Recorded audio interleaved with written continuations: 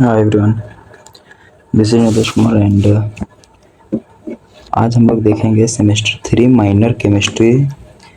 Minor 3 जो है chemistry का सैयद कॉमर्स कॉलेज हजारीबाग का सिलेबस क्या क्या पढ़ना है हम लोग को। तो सबसे पहले हमको मोटा मोटी पढ़ना है फिजिकल केमिस्ट्री और दूसरा पढ़ना है ऑर्गेनिक केमिस्ट्री। तो ये तो हमें मोटा मोटा समझ में आ गया क्या क्या पढ़ना है, लेकिन उसे हम डिकोड करने की थोड़ी देखते हैं, कोशिश करते हैं। सबसे पहले चीज़ है केमिकल एनर्जेटिक्स। केमिकल एनर्जेटिक्स में आता है आपका थर्मोडायनेमिक्स एंड थर्मोकेमिस्ट्री के बारे में पढ़ना हम लोग को। तो सबसे पहले है रिव्यू ऑफ थर्मोडायनेमिक्स, उसके बाद लॉज ऑफ थर्मोडायनेमिक्स पढ़ना है, जैसे zeroth law of thermodynamics, first laws of thermodynamics and उसके लिमिटेशंस पढ़ने हैं। आगे हम लोग देखते हैं। उसके बाद कंसेप्ट ऑफ स्टैंडर्ड स्टेट, जो थर्मोकेमिस्ट्री में हम लोग को पढ़ना है ये चीज़, ये standard states, standard enthalpy of formation, enthalpy differential enthalpies of solution and dilution. और नेक्स्ट कैलकुलेशन पढ़ना है हमें बॉन्ड एनर्जी का, बॉन्ड डिसोसिएशन एनर्जी का, resonance energy by using thermochemical data के यूजिंग से। और थर्मोकेमिकल डेटा क्या होता है कि जैसे कोई भी क्वेश्चन देता है ना, उसमें एक एग्जैक्ट डेटा देता है, जैसे कि किसी का हीट देना है तो जैसे 760 किलो जूल दे दिया, that is thermochemical data. Next हम लोग को पढ़ना है केमिकल इक्विलिब्रियम। केमिकल इक्विलिब्रियम सभी को तो पढ़े ही हैं 11th में, सिर्फ चीज़ लगभग पढ़नी है। फ्री एनर्जी के बारे में पढ़ना है, केमिकल रिएक्शन में फ्री एनर्जी क्या होता है, thermodynamics derivations of law equilibrium. Law of equilibrium को मतलब डिराइव करना है थर्मोडायनेमिक डेरिवेशन के रिगार्डिंग से। उसके बाद डिस्टिंक्शन बिटवीन पढ़ना है जी not and ji not.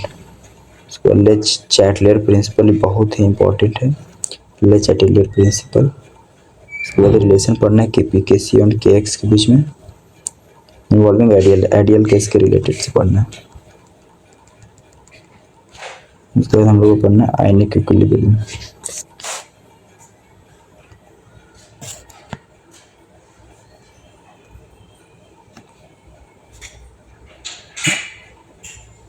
Ionic equilibrium में पढ़ना strong, moderate, weak electrolyte, degree of ionisation,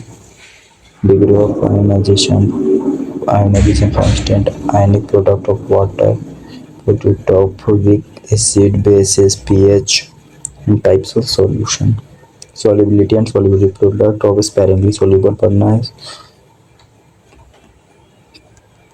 उसके बाद नेक्स्ट हमारा आ जाता है ऑर्गेनिक का पोर्शन। फिजिकल केमिस्ट्री यही है, इतना ही जो है फिजिकल केमिस्ट्री।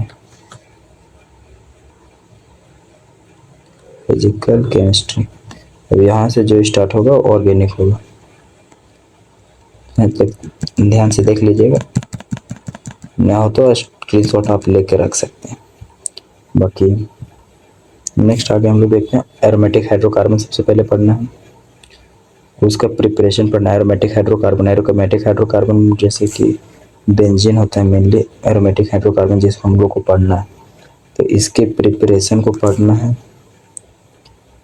फ्रॉम फिनॉल से कैसे प्रिपेयर करना है, by decarboxylation of benzene and sulphonic acid, उसके डिकार्बोजाइलेशन से कैसे करते हैं ये सब पढ़ने हैं। उसके बाद कुछ रिएक्शन पढ़ने हैं, जैसे कि इलेक्ट्रोफिलिक सब्स्टिट्यूशन रिएक्शन, उसमें इलेक्ट्रोफिलिक का ही नाइट्रेशन पढ़ना है, हेलोजिनेशन पढ़ना है, फ्रीडल क्राफ्ट पढ़ना है, अल्काइलेशन एंड असाइलेशन दोनों पढ़ना है, up to 4 carbon benzene ring तक का।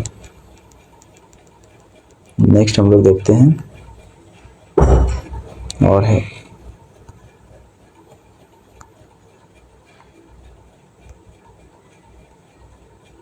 नेक्स्ट है हमारे पास दूसरा चैप्टर अराइल हैलाइड। ऑर्गेनिक का दूसरा चैप्टर है अराइल हैलाइड। उसमें पहला पढ़ना है अल्काइल हैलाइड के बारे में, types of nucleophilic substitution reaction पढ़ना है, types of substitution, electrophilic substitution reaction SN1 SN2 SNI reaction पढ़ना है। उसके बाद प्रिपरेशन पढ़ना फ्रॉम अल्किन एंड अल्कोहल से कैसे करते हैं अल्काइल हैलाइड को प्रिपेयर। फिर रिएक्शन पढ़ना hydrolysis, nitration, nitroformation, nitrile formation, isonitrile formation. और एक नेम बहुत ही इंपॉर्टेंट चीज़ है ये चीज़ जो है विलियमसन सिंथेसिस, जो कि पिछले साल भी पूछा है, ये बहुत इंपॉर्टेंट है। विलियमसन ईथर सिंथेसिस जो नेम रिएक्शन है इसको अच्छे से याद कर लीजिएगा। नेक्स्ट है अराइल हैलाइड। जैसे अराइल हैलाइड हो गया आपका